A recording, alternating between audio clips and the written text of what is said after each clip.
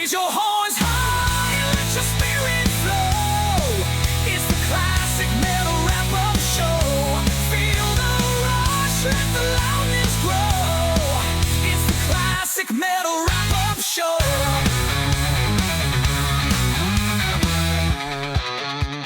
When they started with the Sham Wow guy, how he's running for public office, a snooze fest. And then they mentioned Joe Lynn Turner, you know, how he was at a hockey game and they introduced him, but they played Smoke on the Water. You know. Guy that's running the PA at the hockey arena. Yeah. He's just looked up. What band is he in? Deep Purple. Biggest song? Okay. I mean, that was all filler stuff. I mean, the Dokken would see that's where Neely probably is hoping something he'll be able to have a Dokken connection, because that's all filler. He goes back and rehashes the same bullshit. This whole Joe Lynn thing, they made a big, huge deal of it. And I'm like, well, the guy just didn't know what he was doing. He didn't get proper direction. I'm sure Joe didn't take offense to it. Yeah. So what? Yeah, I mean, I think even Joe Lynn Turner's own ego knows that in the history of Deep Purple, he's not the most known member. You know, they just said, he's sang for Purple. Okay, I'm gonna look that up. And they just went to whatever was at the top of the Spotify playlist, which was which was Smoke on the Water or Hush. As we all know, there's like between sports and this and that, and now, like I said, every fucking guy there's signs in Guitar Center sometimes say, if you play fucking Stairway to Heaven or Smoke on the Water, we might throw you out the front fucking door, because we're sick and tired of people walking in our fucking store and picking up the guitar and playing these riffs. Right. No shit. Yeah. But that was the segment. And then the next one is when they started off. I think this is the fourth segment is when you crashed, because I don't know, you probably heard the Danzig sings Elvis in Anaheim. I was still listening to that. What's your thoughts on that? Because Aiken seemed to think that it was weird that people would want to go attend a show on New Year's Eve. This is coming from a guy who struggles to leave the house unless the law enforcement seems to be calling regarding something happening at his business in Pennsylvania, which he won't bother to mention, which we all kind of put the pieces together and just have to assume something was going down. Right.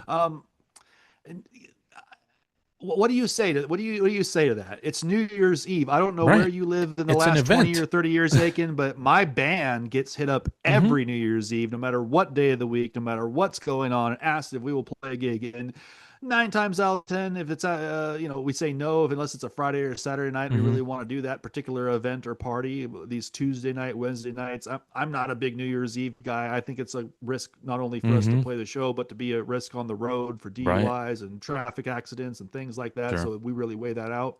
But every single year for 20 something years I've been playing music, we get offered a fucking gig on New Year's Eve. So why he would think he's surprised that people would no, that's what they wanted. They're looking for shows and bands to go see on New Year's Eve. They want to get the fuck out of the house. They want to go see a concert. They want to go where there's a DJ. They want a nightclub. They want to do something that has something going on. So not surprising in the least bit. If you're going to say you're surprised that Danzig's doing Elvis is drawing anybody, Danzig has a lot of fans, dude. You're an underground artist. He has a lot of fans. There's going to be, he could probably put it in just a cabaret club. I would say up to maybe a smaller theater or a civic center or a couple thousand, maybe tops. But knowing him in LA, I think he could probably get 1,500 people to show up. Easily. Fucking thing does. Easy. No problem. And don't you think if you're thinking as Danzig, this might be testing the waters to do this across the US, in small clubs and stuff like that.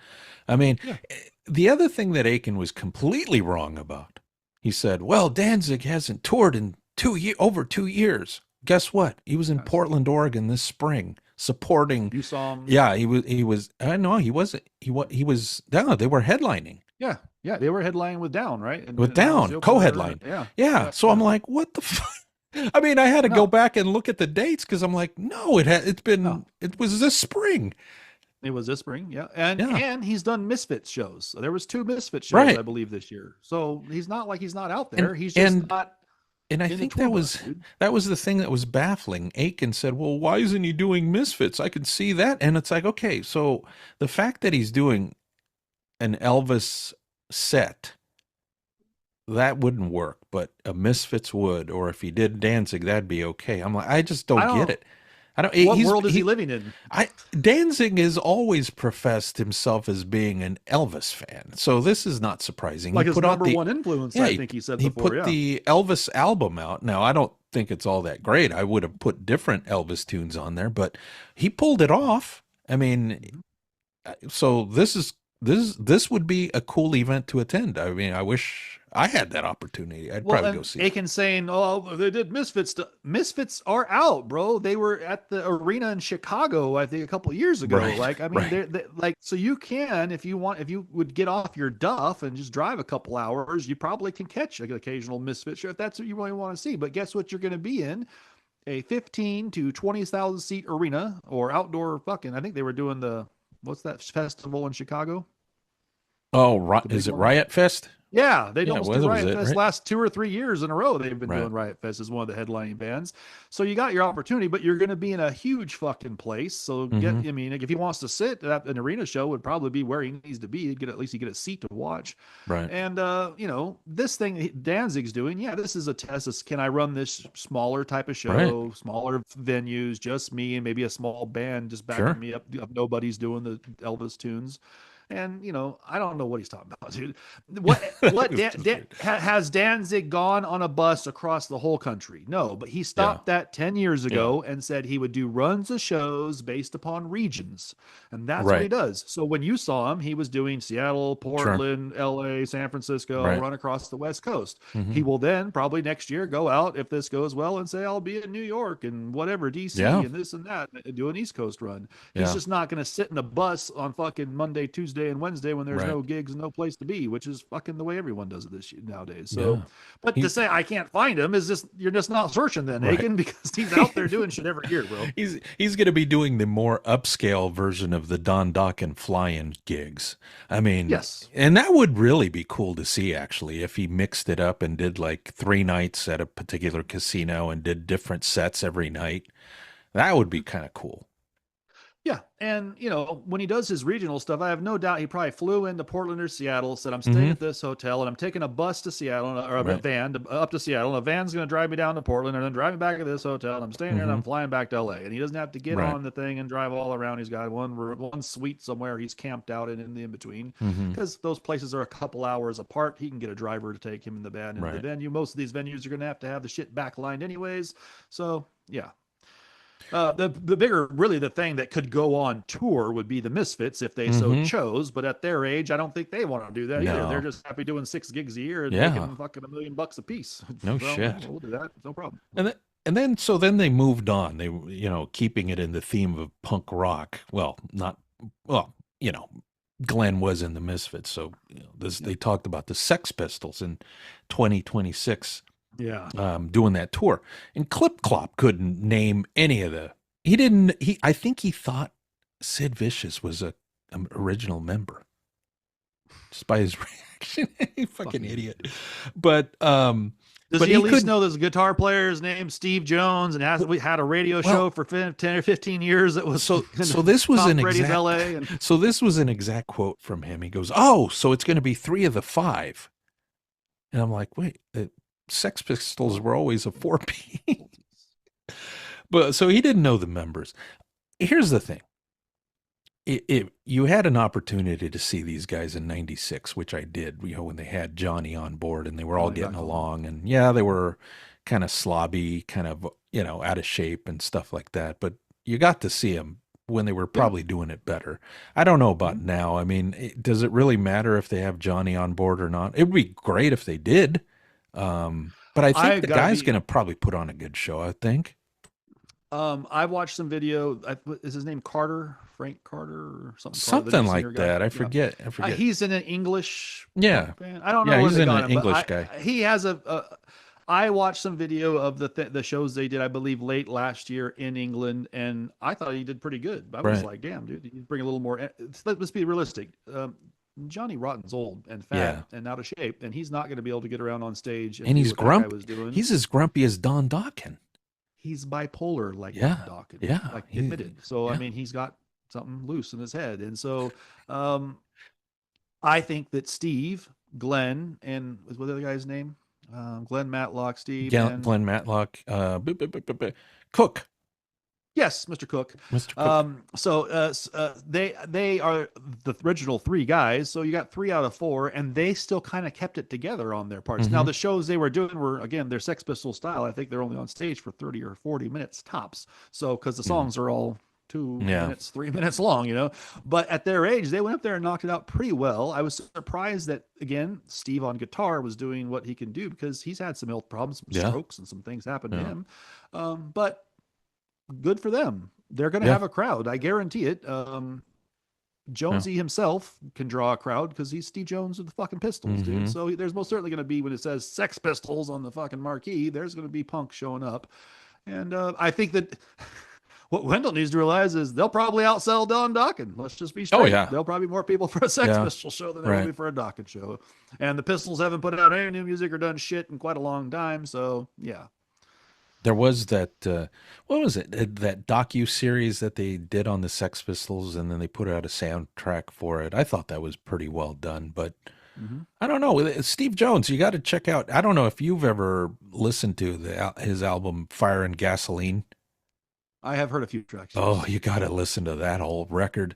I don't know that I care much for the debut. And then he did what was it? The Neurotic Outsiders with Duff. Outsiders, yes. Duff. What was it? There's somebody. John Taylor from Duran Duran and Matt Sorum. Yeah.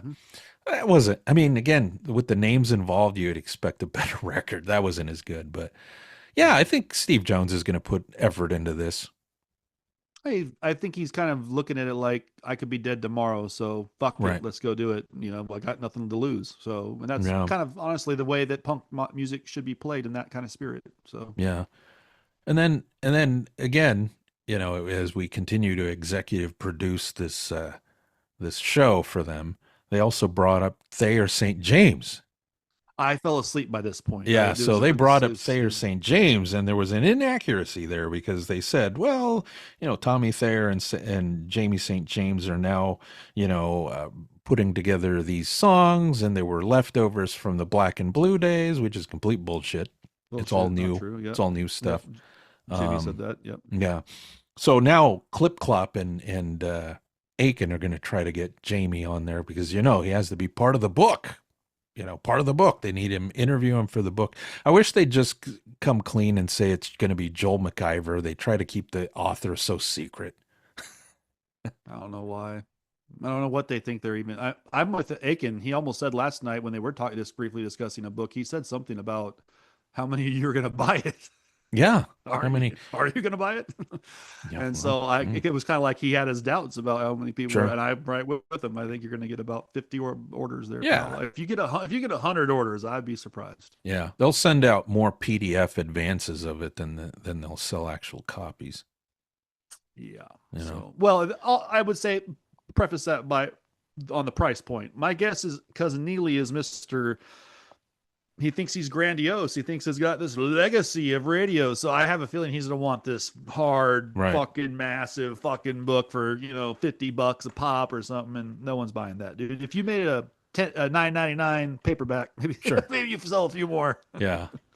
Well, and then you missed this, but they brought up the Guru in his 4-hour interviews, which we talked about. So again, it's like, where are they hearing this? Where are they getting this idea? Because we've had that conversation. We've had this conversation about the Guru going, you know, these 4-hour interviews, and how he's gonna, you know, it's just at that point it just becomes monotonous. They even, and this is something I can agree with them. They said, well, you know, why do you need to do like 40 minutes tops, maybe an hour, you know, and you're done. And I totally agree, because they referenced the Robbie Crane, which we also referenced, remember? That interview with Robbie Crane for 4 hours, over 4 hours with Robbie Crane. And this guy is just, I don't know. He's just too, I don't get it. I mean, to me, it just seems like he's too over the top, right? And he just drags on these interviews because even Aiken said, "Nah, I can't sit watching that more than like a few minutes," which I agree because I've tried as well, and I think that the only ones I've managed to get through are the ones that are probably closer to an hour.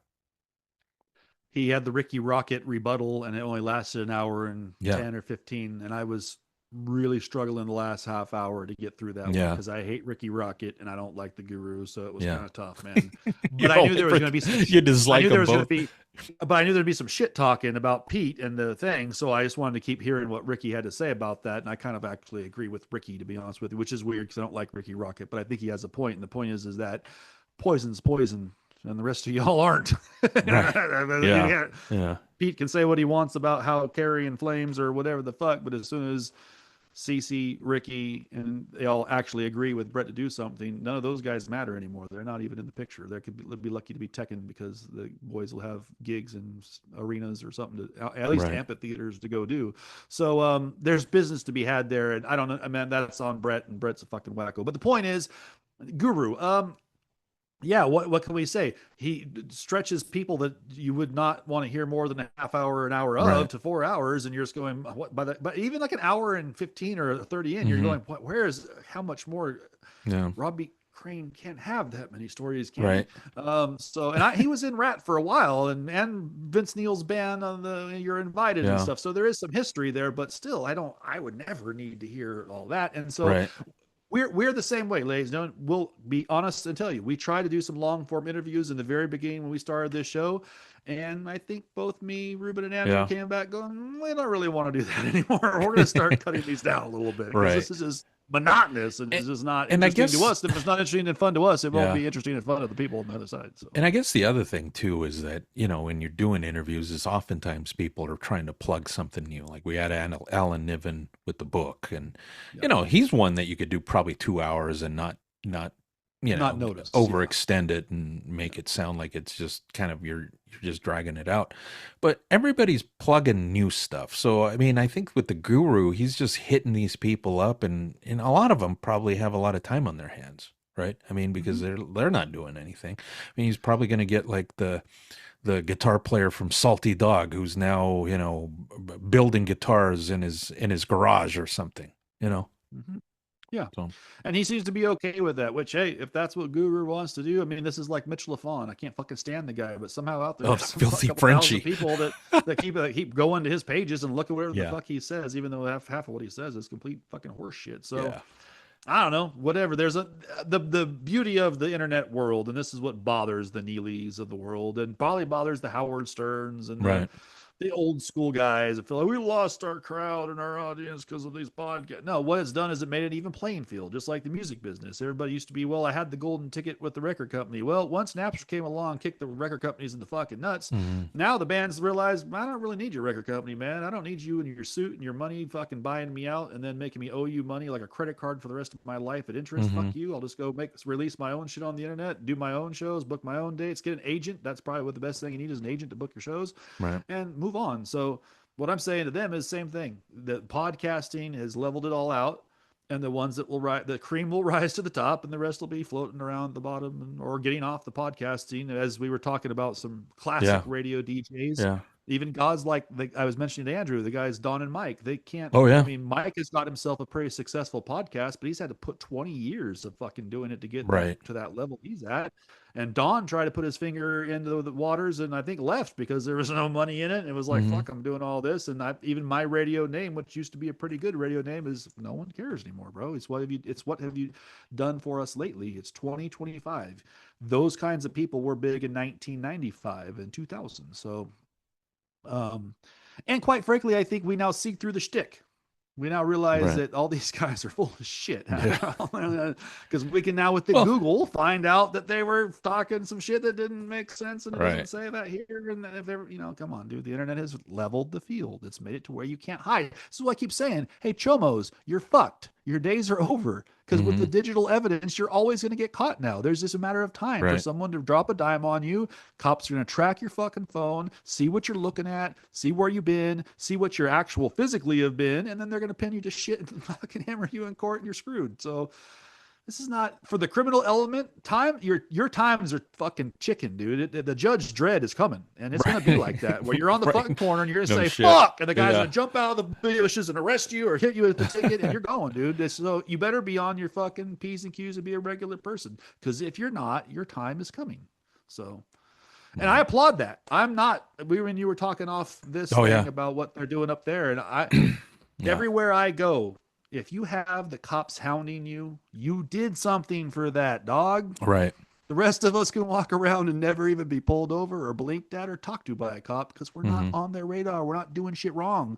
When you have warrants, when you're a felon, when you're driving under the influence, when you're shooting, gangbanging, being a piece of shit, causing disturbances, fighting with your old lady, chomoing on kids, you're gonna get busted, dude. It's just a matter of time. So don't fucking blame the rest of us. And all you guys going, ICE has got a list of felons, dude. That's what they're going. They're working their way down the Christmas list of felons, dude. They're not interested in Pablo, who builds bathrooms, who came here legally. They're interested in fucking Jose Jimenez of the fucking cartel who snuck in here, isn't dealing coke and carrying a gun, has warrants.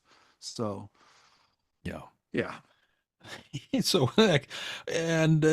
so then next they blasted through Mustaine. Mustaine is not that old according to Neely, because he's like 61, 62. So so again, when it's convenient, he's not that old, right? Again, a guy who can't recognize his own age. Clearly, he thinks that he should date women 30 years younger, and that should be socially acceptable. He's a fucking weirdo. He is a weirdo. And then Aiken followed it up with the blanket statement that everybody hates the 2 new Megadeth songs. So the album's got to be garbage. So again, I like Tipping Point. Yeah. I've heard mixed, so it's not like everybody hates that album. So the second one, the more punky skate song, is not really my thing. I mean, I see what he was trying to do there, kind of a nod to some old school type of Megadeth stuff. But the Tipping Point was pretty ripping. The ending was a little monotonous to me, but it wasn't. It was most certainly in the vein of Megadeth. Right. It sounded like Megadeth to me. So yeah, a little bit of railing on him. Yeah. Neely, Dave's done. Dave's already saying this is going to wrap some shit up over the next couple of years. I actually think probably with how he sings and his health and the things he's had to go over the last 10 or 20 years, the cancer and all the things he battled, if he actually sticks to it, I will applaud Dave Mustaine for saying, here's my final shit, my final tour, and I'm going to go off on my money and sit in my mansion in whatever state he's in these days. I know he used to live in SoCal, but I think he moved away. So Tennessee, I think he's in Tennessee now. Yeah, he's in Tennessee. Yeah. And So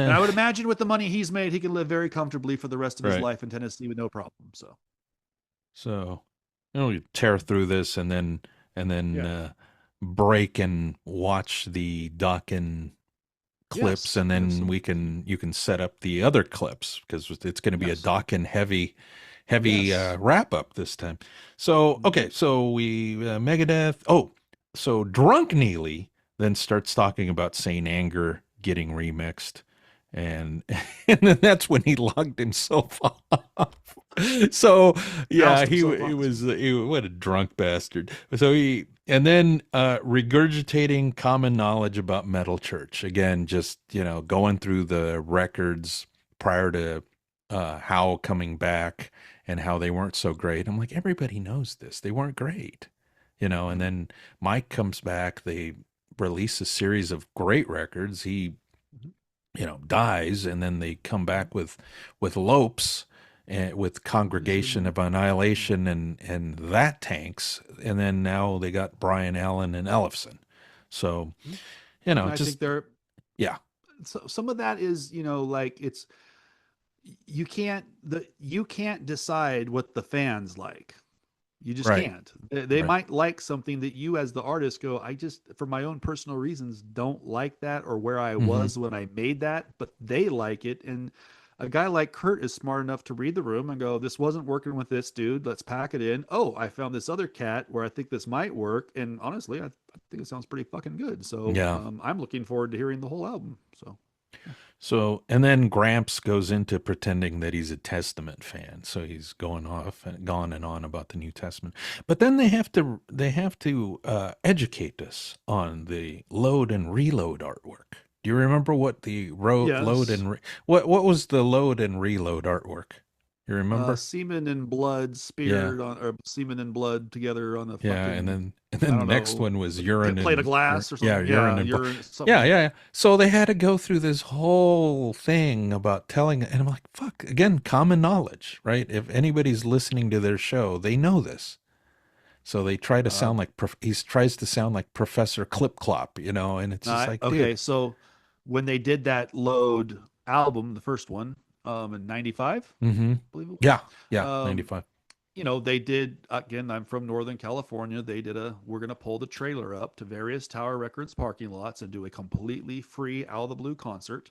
Mm-hmm. No one knew until the day of, for your local radio station would announce Metallica will be at the fucking Watt Avenue, Sacramento parking lot, Tower Records parking lot at, 8 p.m. tonight. And I went out there, and the talk in the crowd then was, "Hey, did you go in the tower over there and buy the new CD? It's got fucking blood and jizz all over Yeah, the cover." right. And we were like, "Why is that Yeah, blood and jizz on the color yeah, on the cover?" So yeah. now they still came out with their short haircuts on a Mm-hmm. flatbed trailer and banged the fucking shit out of like 8 or 10 song set for free, which I thought was really cool. And I enjoyed the fuck out of it because Right. it was Metallica in a parking lot out of the blue.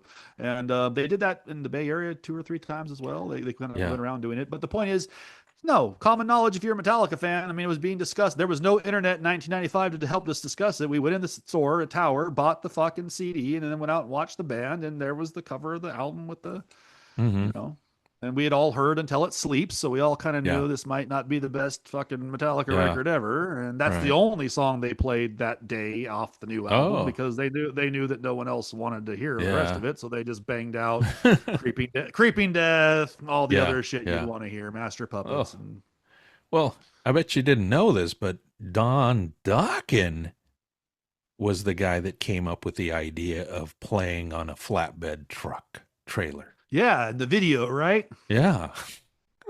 Yeah. Well, so then again, But if Dokken had done that in 1995, hold on. yeah. In 1995. Yeah. Well, there wouldn't have been 1,000 people in the parking lot to watch. oh hell no.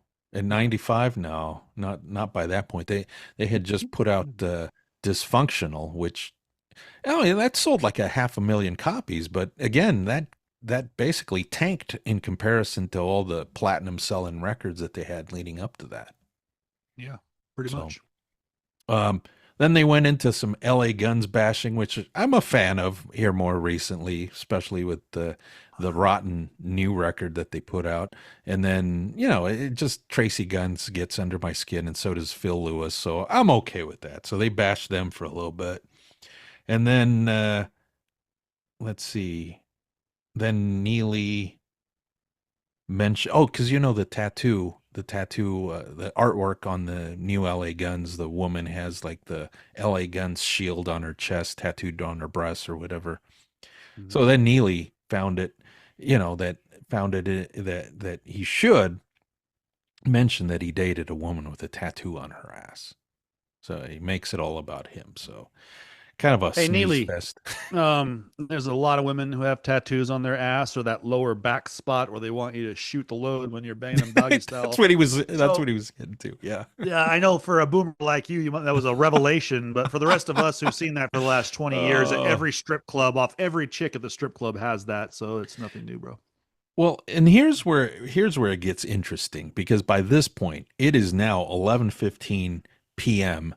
Pacific time. Yeah. Aiken wants snoring on the couch. Yeah, so yeah, you're snoring. I'm fighting to stay awake just because I'm trying to find stuff to do so it keeps me awake. Aiken wants to call it at 11:15. He says, "So should we just call it?" And Clip Clop wants to take a break and play some tunes, right? And to keep going. So Aiken goes, "No, let's just power through." So he reluctantly pulls out a story where he talks about the 40th anniversary of Hell Awaits, which is coming out next, I think it's next March. They talk a little bit about that. There's going to be a box set for Hell Awaits.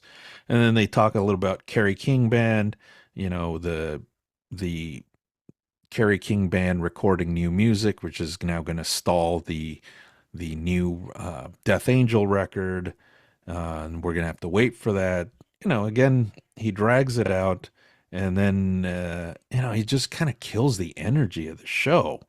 They get to the end, and this is where I kind of just dropped out. The last story that they were just kind of trying to stretch it out as long as they could, and I don't think they did. I think they made it till about 20 to midnight, and then they finally called it and played some tunes on the way out. But the last story was Graham Bonnet, who's working on a tune with Bruce Dickinson, and I guess Bruce is going to sing on a new Graham Bonnet band tune, which that sounds kind of interesting.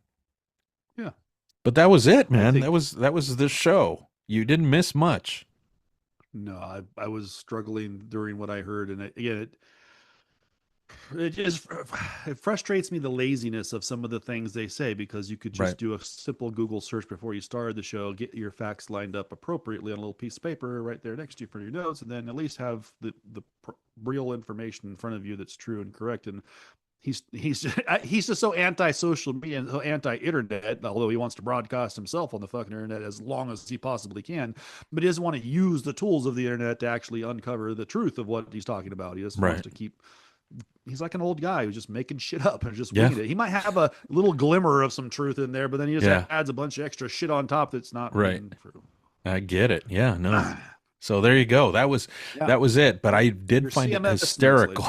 It was hysterical that Aiken wanted to call it 45 minutes early, and he goes, well, how about we come back and we play some tunes? And he's like, no, let's just power through.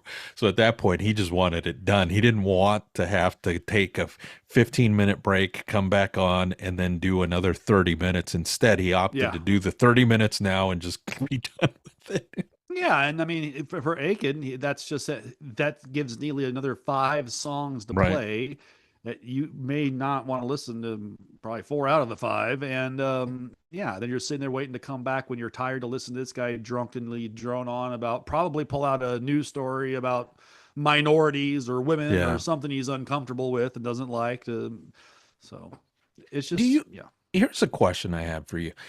As far as with the locals, because that's where they pay, right? I was doing that for a bit, and then he banned me from the Chit Chat for not even doing anything. He just because he knew who I was, but whatever. Yep. So then I stopped paying because I was like, fuck you. If you're gonna do that, then fuck off. But don't you wonder how many people actually pay? I mean, I know they said they had to reach 100. I don't know that that's true, because if you listen to the requests, it's always the same dozen people requesting the songs. Yeah, I don't know. I think that, well, I know I've tried to request under some fake names with some fake emails, and he didn't play those either. So he's definitely only going off the locals. And they're trying to say that 100 people are paying $5 if they're getting $500 a month from these people to do their show. Yeah. I have a hard time believing that. I have a hard time believing that myself now too. Yeah. So I'm not saying there couldn't be that many listeners out there, because their YouTube videos and their videos say the clicks and the views say so. But how many of those are, they're like me. They just want to watch for free. I'm not paying for shit, dude. Yeah. To me, if you pay for a Rumble premium or a YouTube premium account, you get rid of your commercials. You don't want to pay more for some more. You just want to hear the shows you've just paid your fucking $15 a month for. Just leave me alone. Fuck. And here's the thing. I mean, again, you're not getting a quality show. You're getting this, which is like, hey, we'll just wing it for 6 hours. And it's like, no, you have to plan. I mean, you have to have some kind of an outline. They're always too busy with their container sales and their lives with their whatever, Aiken's so busy with the IT because it's the first of the month coming up. Yeah. Whatever he said, Yeah, right. So. Oh, all right. Well, let's raise your horns high.